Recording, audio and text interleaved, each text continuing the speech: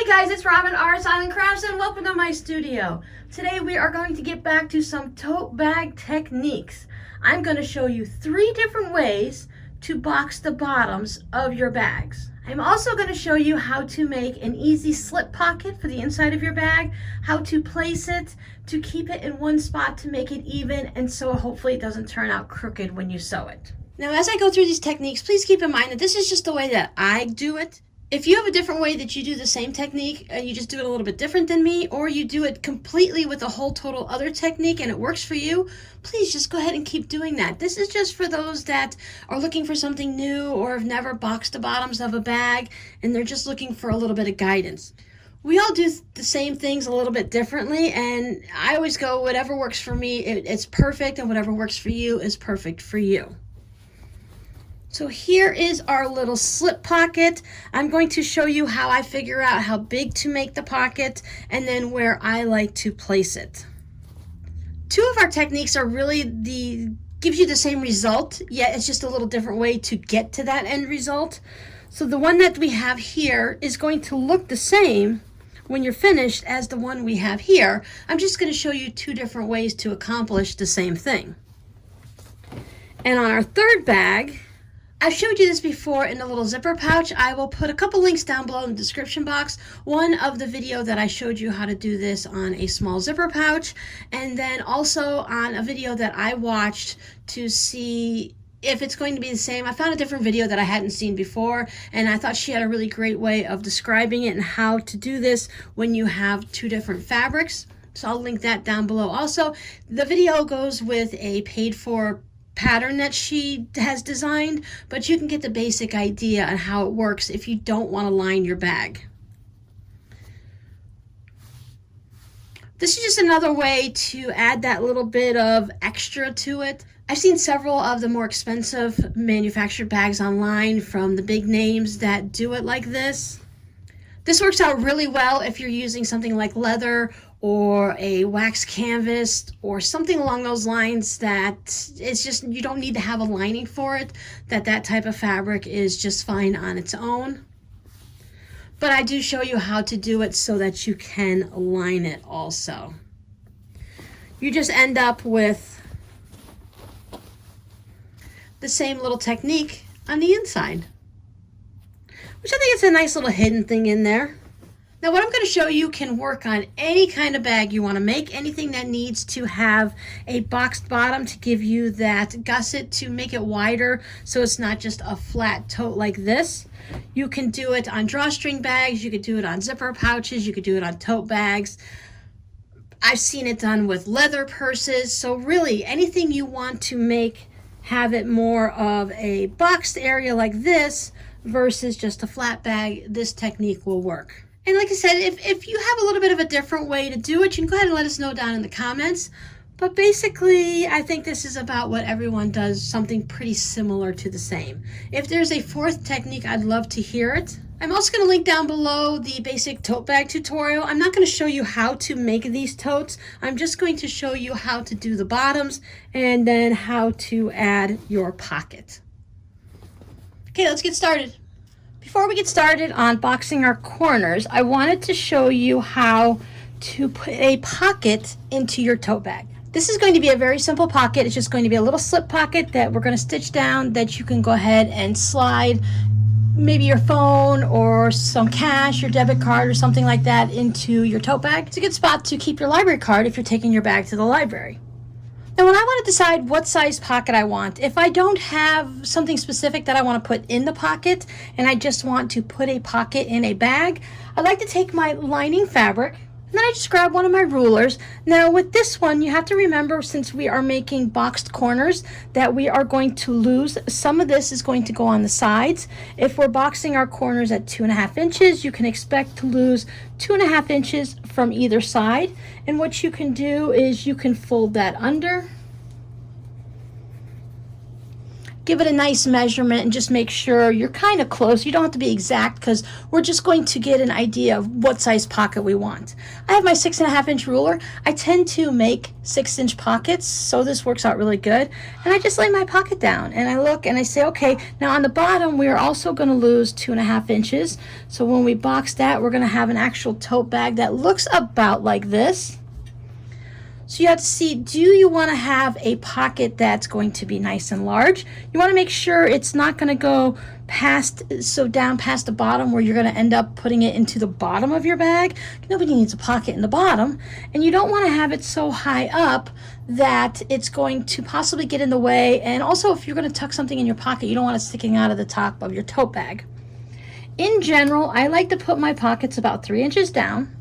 So I just put this down, and you remember you're going to have seam allowances to kind of give that an idea of what it is too. So we're just kind of giving a general idea to look at it.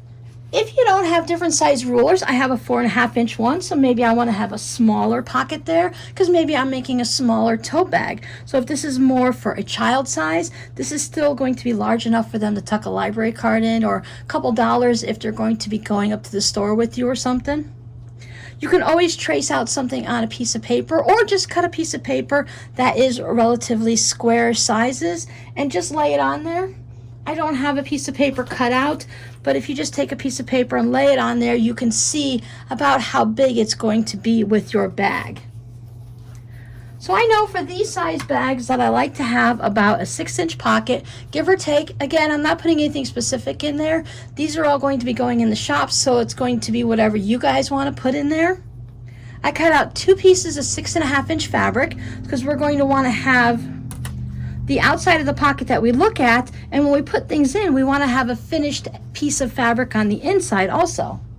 Now I've already gone and made this pocket, but you're just going to take your 2 pieces of fabric, put them right sides together. You're going to sew all the way around, leaving a little turning spot in one of these straight edges. Turn it all the way right side out, poke out your corners, give it a good press. And what I do, this is where I turned mine. I do 2 rows of stitching, one about 1/8 of an inch from the edge, and then one just about another 1/8 of an inch down there. You can do your little fancy stitches here. Some people like to put their opening at the bottom so that when they stitch this down, it automatically closes it in, and that works too. But I like to have that double stitching at the top to give it a little bit of reinforcement. So if I'm already going to put the stitching on, I may as well go ahead and make it useful and close it off. I've chosen to use the same fabric on both of them. You don't have to do that. You can use 2 different fabrics. A great way to use up scraps. You can have it so it's one long piece that's 13 inches that you fold in half, right sides together, and then you'll have the folded edge either at the top or the bottom, whichever one works for you. I'm only going to put 1 pocket in these bags. Now I'm using batik fabric, so either side is the right side. If I could separate them. Just make sure you orientate your lining so that it matches whatever your tote bag is. These are my outer pieces that are already sewn together, so I want to make sure it's going this way and that I don't put it this way by accident. So make sure your top is at the top of your tote and your top of your lining. And I want to figure out where my halfway is. You can measure it and put a pin in it. I'm just going to fold it in half, make a little finger press there so I know where the halfway mark is. I can do the same thing here. Just give it a nice little crease. Anything so that you can see that little halfway spot. You can go ahead and put a pin there or a clip. Make a little mark with something that's erasable so it comes off with the heat or the air. Finger pressing it works for me. Now I like to put my pockets 3 inches from the top. So I'm just going to line it up. So my bag is about 16 inches wide, so 8 would be the halfway mark, which is where my ruler's laying right now, would be 13 inches. And I would just put my pocket down so that it's whatever side you want facing up. And I'm going to line it up along there. And I'm just going to put some pins in it.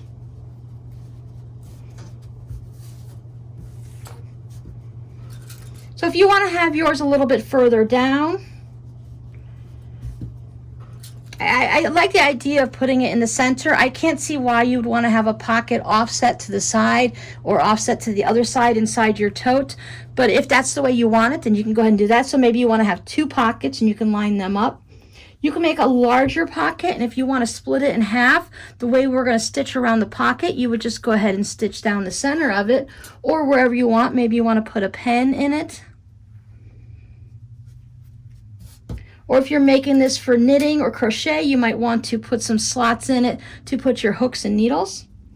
Yes, this is overkill with the pins, but for those of you that have struggled with pockets, you know they move when you go to sew them. I don't know what it is, no matter what you do, if you just put a few pins in, they always tend to shift.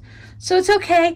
It's going to steam out any of the holes. I'll give it a nice press and it'll fill it in, so I don't have to worry about that. A little bit of overkill is going to be fine. Then I'm going to take this over to the sewing machine and I'll show you how I sew it down. Now, if you'd like your pocket to be a little bit stiffer, you can go ahead and put some interfacing in it. You can interface just one piece of the fabric or interface both. Lightweight, medium weight, it all depends on what your pocket is going to be used for. I don't like to use too stiff of an interfacing. I don't want my pocket to constantly just be held open because it is sturdier, stiffer, weighs more than my actual lining fabric. But once everything's in the tote, you should be reasonably okay. I would just try to stay with either just one layer of interfacing or just using lightweight if you want to do it on both of them. But again, it all depends on what you're using your pocket for. If you're going to be putting your phone in it or something, you might want it to be a little sturdier. You can always add a snap to it. You can add some Velcro to the top. All of those things you'd want to get doing before we go ahead and stitch the pocket down. But we're just making a really simple slip pocket so we can just slip something in it and not have to go with too much of that stuff.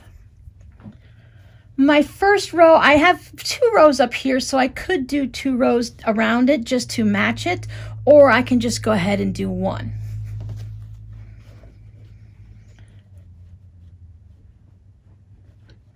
Like to go about 1/8 of an inch from the edge.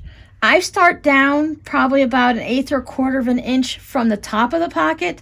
I find it easier to start here and backstitch and then come forward than to just start off at the edge somewhere and come onto it, because then you have to come over that hump. But if I backstitch, it stitches down this pocket and it just holds it in place. We want to backstitch a couple times up here. Have you ever noticed, like on the back of your jeans, that the pocket has a few bits of stitching that goes back and forth? This is our weak point right here, and if we're going to be sliding things in and out of the pocket, we want to make sure that it's going to be nice and secure and it's not going to tear away.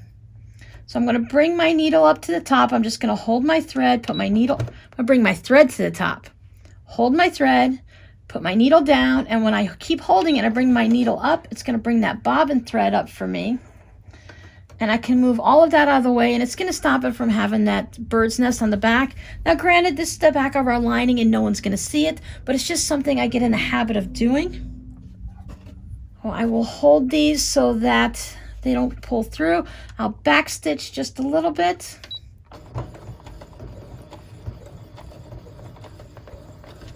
Probably about 3 stitches off of the pocket, and then I'll come back onto it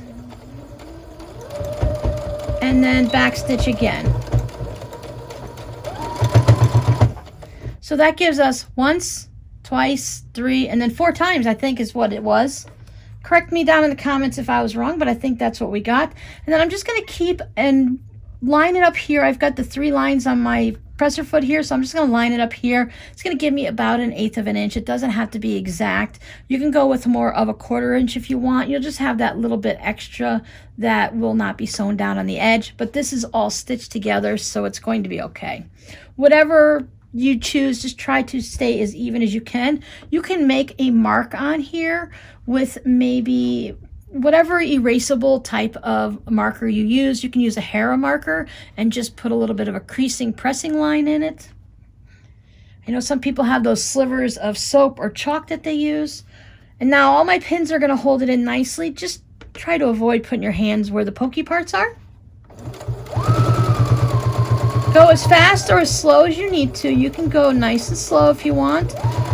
I try not to go super fast because I don't want to sew all the way past, because when I get here, I'm going to pivot and go across. I'm not going to come off of the pocket.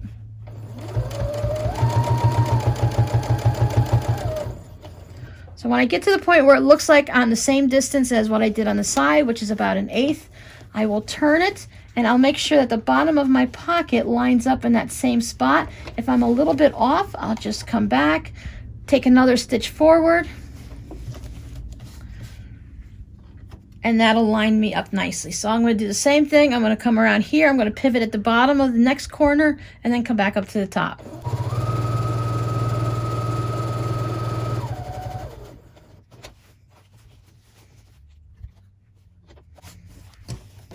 Make sure the rest of your lining is out of the way and it doesn't get underneath your foot or underneath the back side of it.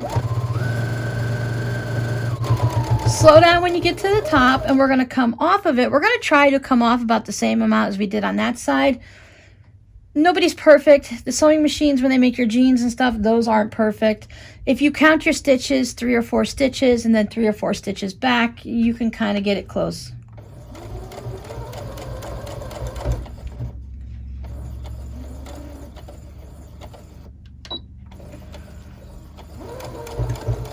That's 2, 3, and then we'll cut it. Now, when you first laid your pocket down, if you wanted to triple, quadruple, double check, you can measure from all 4 sides to make sure you have an equal distance. But you're not going to measure equal from the bottom to the top, but make sure you're centered on the sides like that. Take out our pins, and our pocket is done. They're not difficult pockets, they're just sometimes a little bit fiddly and hard to line up. So there we go, it's nice and deep. I do have a little bit of lightweight interfacing in mine, so it has a little bit of structure to it. Now we can take our other piece of our lining, see if I like one side better than the other.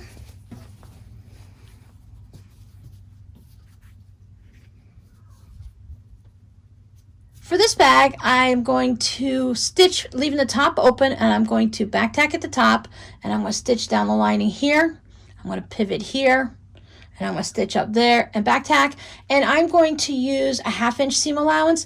I find that with these quilted ones like this in the tote bags, because I have that faux backing that I use, and I've got the quilting and then the front side of my pouch ×2, that it's just a little bit easier to maintain it and manage it if I do it at a 1/2 inch, and then I can trim the excess seam allowance away if I want to. If I try to do it at a 1/4 inch, sometimes they're not quite lined up perfectly and everything. So if I miss it just by a little bit, 1/4 inch doesn't give you a lot of room. You can do 3/8, you can do whatever you want. It's your tote bag, but whatever seam allowance works for you. I have a second bag that is made pretty much exactly the same, so I'm going to go ahead and sew this pocket down. I'm going to do 2 rows of stitching on this one just to see which one I like better, since this one only has 1 row. Does remind me a little bit about just regular jeans pockets. Sometimes they just have 1 line of stitching with 2 at the top, and sometimes they have 2.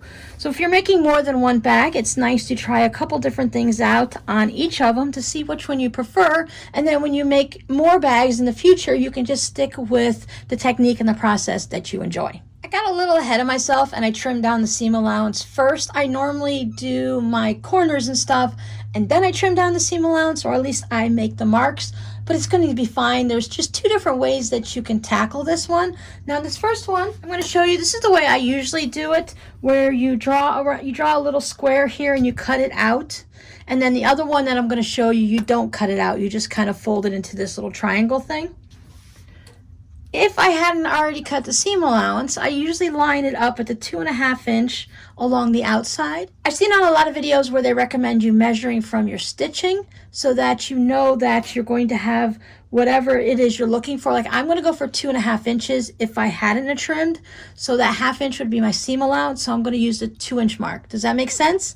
If you had a 1/4 inch seam and you hadn't trimmed your fabric, you would go ahead and do 2 1/4 on the inside. You would take 1/4 inch off whatever you were planning on doing if you lined it up on the outside.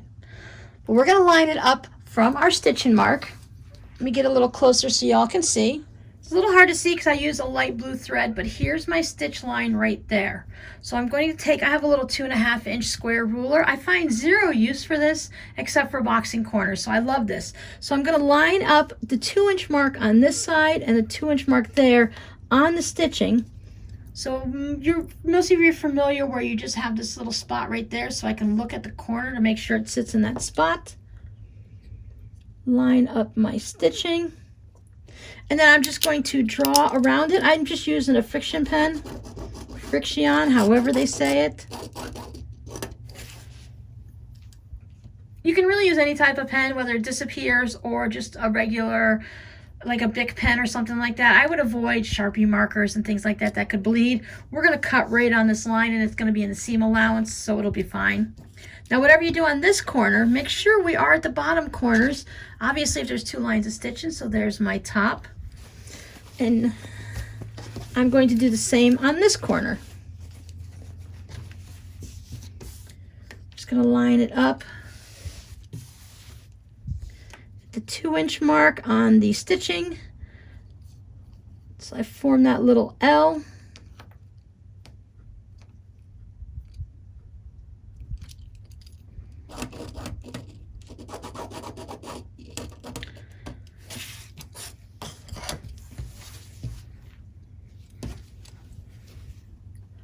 Here you go, it's a nice light corner. So you can see I have that nice square, so when I cut this out, I'll be cutting a square out.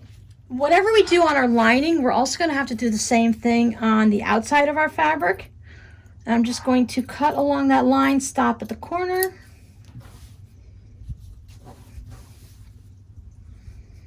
And just cut to the outside.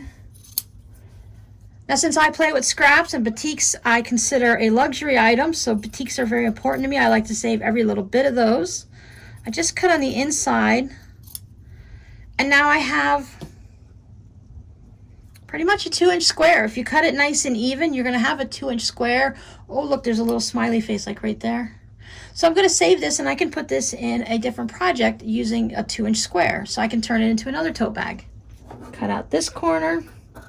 I don't do it with a rotary cutter because I can't stop right at that corner. You can do most of it, I guess, and just snip over, but I find it works out better if I don't use a rotary cutter. Now I trimmed my seam allowance on here. I trimmed it a lot closer on the lining than I will on the outer fabric. Because the seam is so thick, I do like to have just a little bit here. I don't want to cut back too much. But now, since I didn't trim up the seam allowance on this one, I can show you that if we line this up, you can always double check your stitching. If you line it up with the outside, so if I line my little ruler up here at the outside, the 2 should be right on the stitching line. But since I did the other one exactly on the stitching line, I'm going to do this one on the stitching line too, just to make sure they match.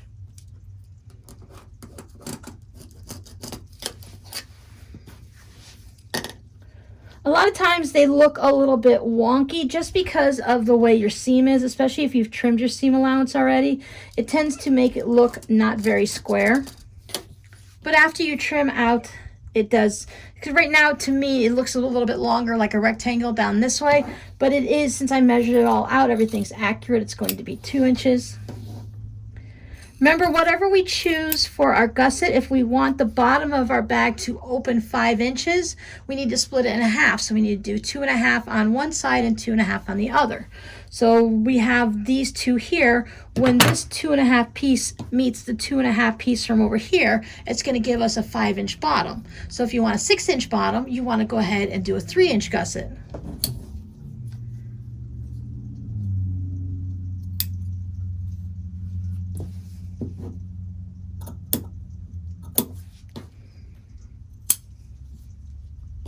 That's going to be totally up to you, and depending on how you want to use your bag, what you're going to put in it, and just how wide you want it to open up.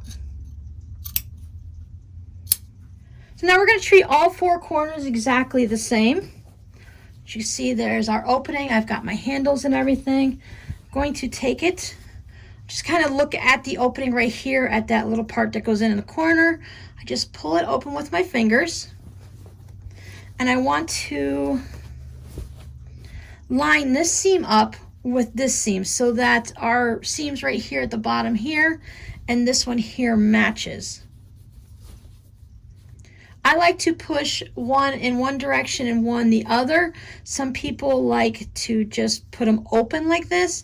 I like a little extra security in the structure of it. I feel like sometimes if I put it open, it tends to open up in here just a little bit. So if I go this way, it's personal preference. I just feel better this way. And when you do that, you can feel, just like when you're nesting your seams and quilting, you can feel that it's lined up because your seam allowances are in opposite directions.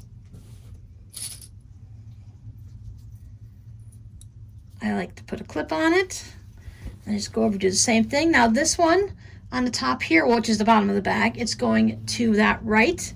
So when I do this one, I like to just go ahead and put the seam in the same direction just so it doesn't twist.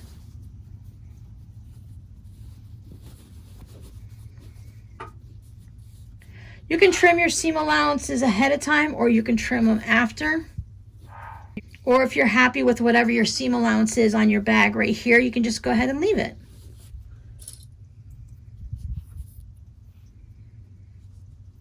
I put a clip on it just to hold it so when I'm taking it over to the machine that it's easy and everything is going to go into place. I don't want it to separate as I line it up because actually I'm going to be doing 4 corners because I have my 2 from the outside of the bag and then I have 2 for the lining. Same thing here. These batiks really just stick together.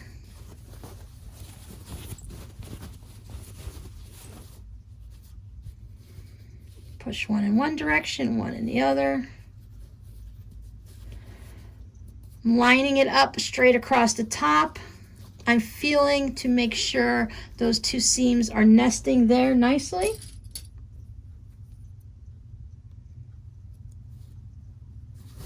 Put a clip in it. Now, if you're normally right-handed or left-handed, take your non-dominant hand and go ahead and put your clips in. That gives your hand that's non-dominant a little bit extra practice. I think it's good for your brain to try to do something a little different than you're used to. For me, being able to squeeze that clip and put it on here just takes a little bit of a thought process. I'm just lining this up here, making sure my seams are going in the same direction. So when I have to go over and I have to pick up the clip, orientate it in my hand, and then squeeze it. It's just like they say sometimes you should brush your teeth with your non-dominant hand just to alternate back and forth. It's kind of good to keep your brain going and keep your muscles going like that. It definitely takes your brain a second to figure it out. Let's go ahead and sew these up. Now, since this is quilted and there's so much to go through, I'm going to go ahead and bump it up to a 2.5 stitch length. I've used a 1/2 inch seam everywhere else, so I'll go ahead and use a 1/2 inch seam on here also. I'm just going to line, for me right now, the way I have my machine set up is the 1/2 inch is right along on my presser foot. I just move my needle all the way over to the left position. Again, I like to start onto the fabric and then backstitch. I can line it up on here, and I'm not trying to go over this big hump here to get started. It keeps it from being sucked into your machine. For me, it just solves so many worries. I'm not going to bother bringing my thread up. This is definitely on the inside. I can just trim it off. Just backstitch. Maybe go a little slow over the seams here. They get a little thick. And then when we get to this end, I'm going to backstitch again.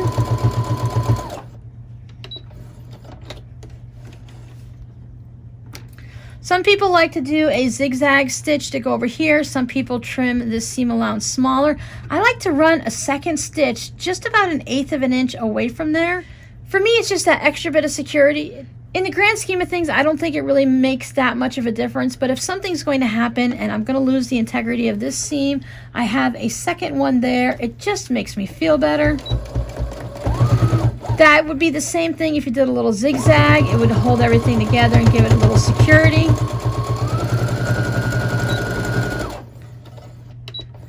If something were ever to happen and this fabric were to fray, now I have a double line of security.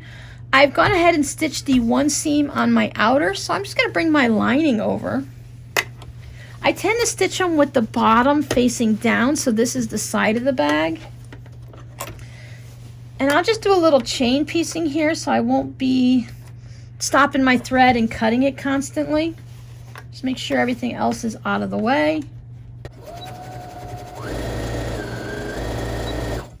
Now I don't do the same double seam on my lining. It's also a batik, so that's a little bit stronger.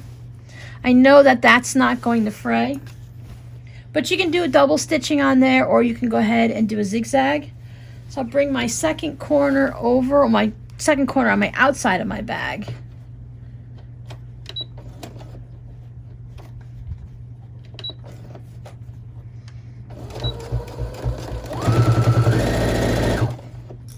So make sure it stays lined up.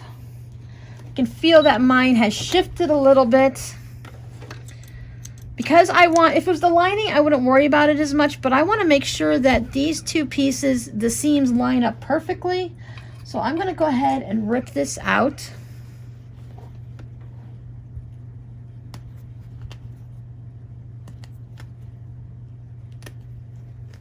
Line everything back up. I put an extra clip in just to make sure.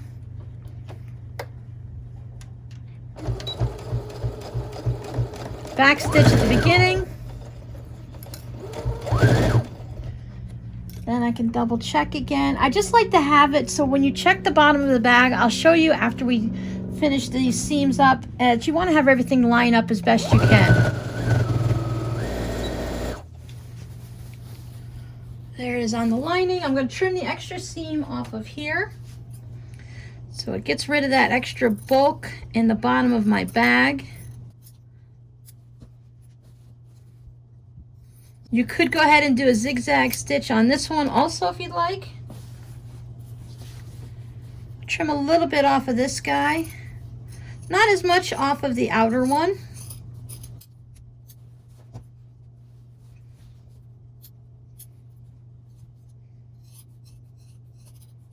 If this were fabric that would fray a lot, I probably wouldn't trim that off at all, and I would do the zigzag stitch, whether it be the lining or the outer one. So then when we look at our bag, our goal is to have all of our seams line up. So when we take it here, see how the seam comes down the side, and we're pretty close. I'm good with that. And a lot of it has to do with the seam allowance is pushed over this way and that way, so you're gonna have that little extra bulk. So you're gonna be off just slightly sometimes. But if I hadn't have restitched it, it would have been off a lot more. So again, I've got my seam allowance this way and that way, so it comes really close, but I'm okay with that. It's not off by like 1/4 of an inch. That's what it looks like on the inside. So there is how to box the bag one way. Now some people prefer to leave it like this, and they like to sew on the triangle. So what you want to do there, you want to get down to your corner. We want to line up this seam with that seam, and it's a lot easier if you just go ahead and separate your seams. Just pop them open. You can press them, you can finger press them. You just need to have this little bit on the corner here. We're going to be trimming off this corner, so you could also trim this down diagonally if you'd like, but just doing this is going to be fine. Just do it on both sides. This was the first way I learned to box the corners, and I did struggle a little bit with understanding it. Doing the square just seems so simple and easy to me, so I've always just done it that way. And I just like how I can just sew around, and it just seems super simple to me. So now I want to line up this seam allowance with this seam allowance in the back. You can feel it, and the little trick you can do is if you take a pin, you put it in this seam allowance right into, so you just put your pin right into the seam, and when you come out on this side, you want to also come out in that seam. So right where you stitched it, And if you put the pin in and it goes in one seam here and out the other, you're going to line everything up nicely. You want to move all of this stuff out of the way. We want this top section to be our neatest section. We're not going to worry as much about what's happening too far in the back and down the sides. This works out a lot easier if you go ahead and open your seam allowance. Let me just show you really close. You see how we have this little bit of a little V triangle in there? We're going to use that to measure from. When we do the corner, this is the one that we haven't done the seam. We don't want to measure from the out of our seam. We want to measure right there from that corner. So by opening everything up,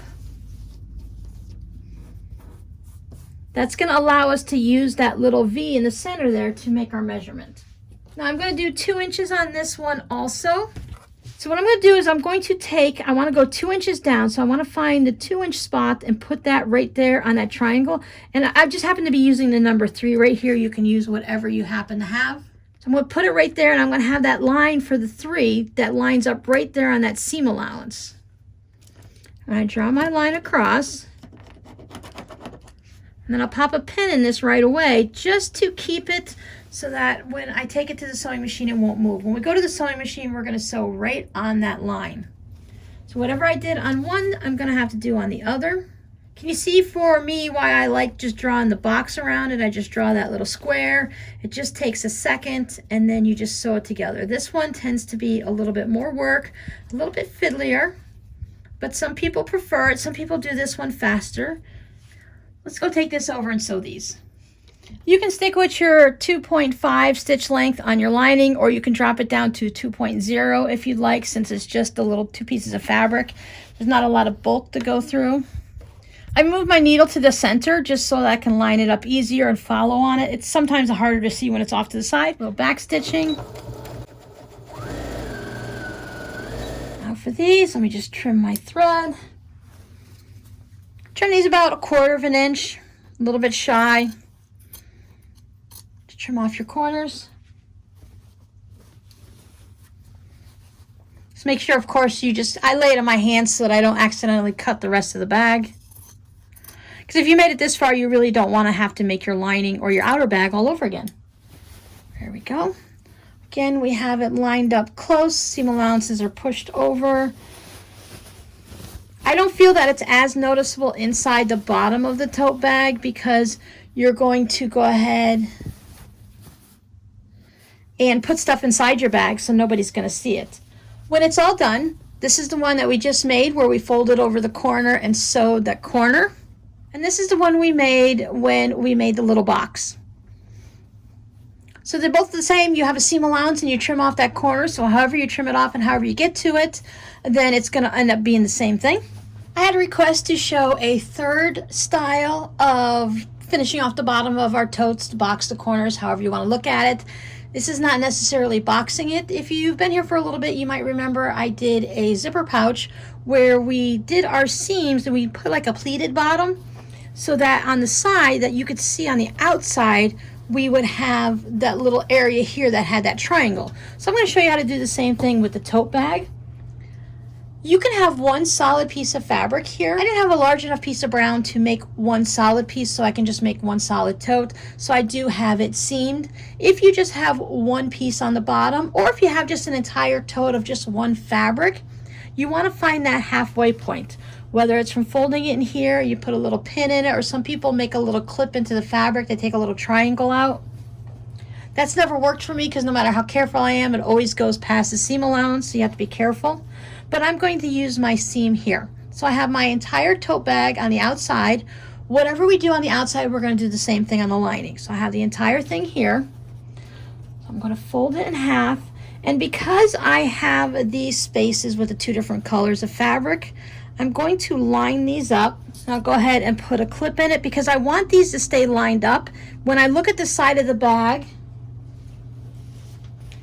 I want to make sure, it doesn't show on this bag of course, but I want to make sure when the brown fabric is here, it lines up straight across. Being off just a little bit is not too bad, but I don't want one to be here and then the other one to be up there. So before we sew anything, I'm going to line these up.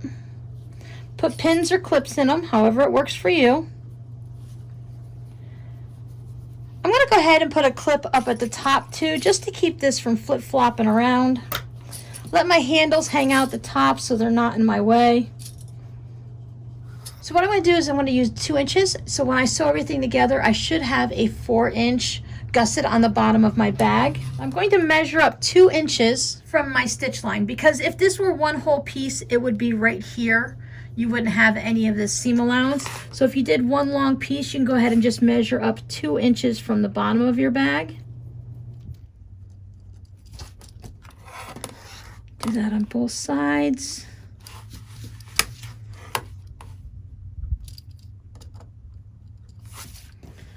Flip it over and put it on this side also.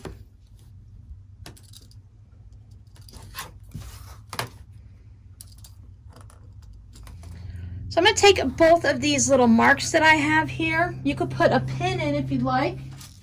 You can add a couple pins in here if you like. Since I don't have this bottom quilted, it's not staying together nicely. It's all a bit flippy floppy, so let me put pins at those marks.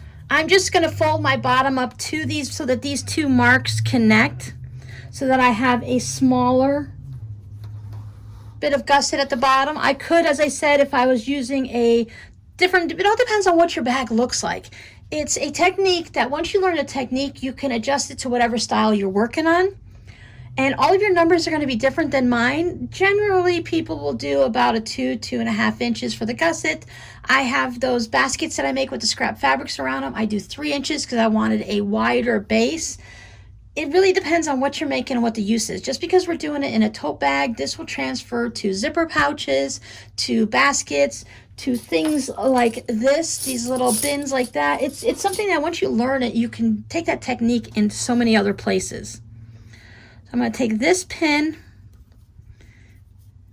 fold it right there at that line. I want this to line up nicely here. If this part is sticking out a lot, then I know I'm not lined up. And if it's really tucked inside, then that's not lined up properly either. I'm never going to get a pin through all of those layers, so I'll put a clip on it. And a second clip just to make sure. I come over to this side. Just giving a little fold right there at the pin because I know that's where my mark is, and I can bring those 2 up so that the folds meet together. Get everything tucked in and lined up.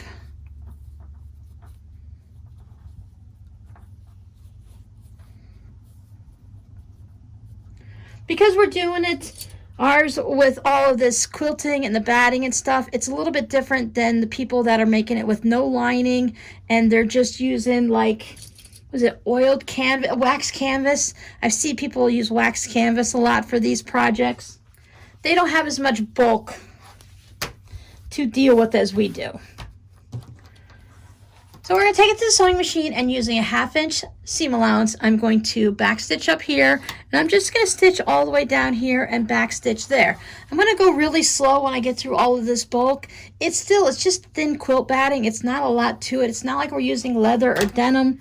So as you're getting to those bulky areas, just go through a little bit slower. If you want, you can back stitch a little bit right here where we start to hit that bulk. Do it on both sides. And again, whatever we're doing on the outside of our bag, we're going to do the same thing for our lining. There it is. I did a little back stitching here when I hit that really lumpy part. I'm going to trim off this corner just a little bit to trim out that bulk.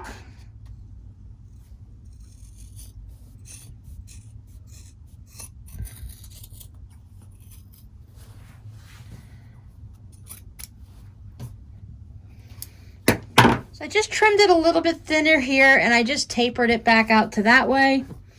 I'll do the same thing here. Once I get past that extra thickness, then I'll just taper it out to the seam. All right, let's turn it around right side out, and we'll both be surprised and see what it turned out like. See if I did it right. Look at that. See, that was what we were looking for.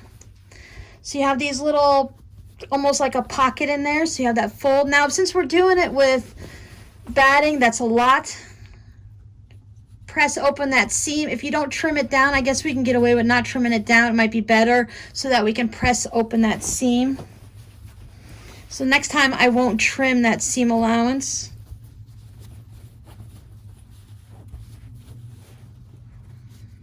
You have to fuss with it a little bit. So if you have a tailor's ham or a seam roll, or just roll up a towel, you can put that into your bag.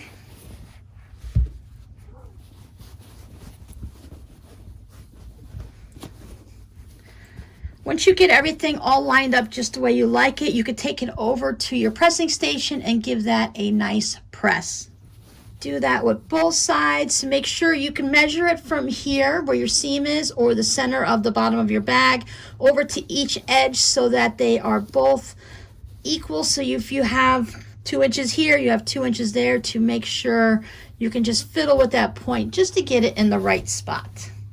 Again, we're going to do the same thing with our lining. I've gone ahead and all 3 bags are finished. They are actual tote bags now. So we have the nice little slip pocket. I do like the slip pocket a little bit closer to the top so it's easy to get in and grab what you want.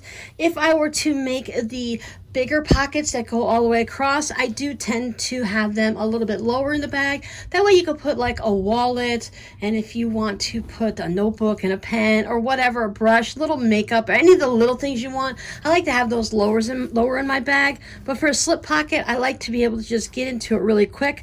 I'm not going to put anything in there that I worry about someone who can get into my tote bag. So if we look at our 2 techniques, where we did one with the triangle and on the outside and one with the box, they are both the same. I did have different measurements. I don't do, as I said, I don't do the triangle version that much. So I believe that one, since I did it at 2 inches without the seam allowance, I think if I'd have gone 2.5 inches, it would have been a little bit wider. So this one does end up being just a little bit narrower. So that's something to keep in mind. You make your first one and then you'll see how the technique goes, and you'll know which way you need to change it up and what your numbers might be for future projects. And then we have our final one. This almost looks like a bird's beak. A lot of times we have a technique where we pull the beak down like this. That's what that reminds me of. But I think that comes out really nice. I think this technique is a little bit, not more difficult, but it does have just a little bit more that you have to pay attention to, and maybe that's why it goes onto the high-end bags. It makes it look just that much different than just your regular bag. I think it does class it up a little bit, so that is really nice. It's always good to learn different techniques to see which one works for you. If you want to see how this one is done, I came across a video and she called it an envelope fold for the bottom. I'm not really sure. Maybe because it comes, I don't know why, or it comes down to a point or something like that. But she has it for her paid for pattern. Again, look down below in the description box so you can watch that. Crafty Gemini has one, so if you check out my video where I showed you to do it on a little zipper pouch, there's all kinds of links there too. I just happened to do a couple different techniques for quilting the bags too. We have a diagonal one straight. This one is the wavy squiggly line, and then on the little sheep here, I just did straight ones across under their feet so they're almost standing on the quilting. So I have a fun code word for you guys this week. I really, as I've mentioned before, it's fun to see how you guys incorporate it into your comment. Some of you guys just write the word, which is perfectly fine. Others just try to fit it into a sentence somehow. Some words are easier than the other. I think this week's I'm going to give you a little bit of a harder one, and I'm going to give it as squiggle. So your code word for this week will be squiggle. Thanks for hanging out with me in my craft room. I hope to see you guys tomorrow at noon on the live stream where I'm going to be working on Franken totes. And if not, I'll see you guys next week. Bye.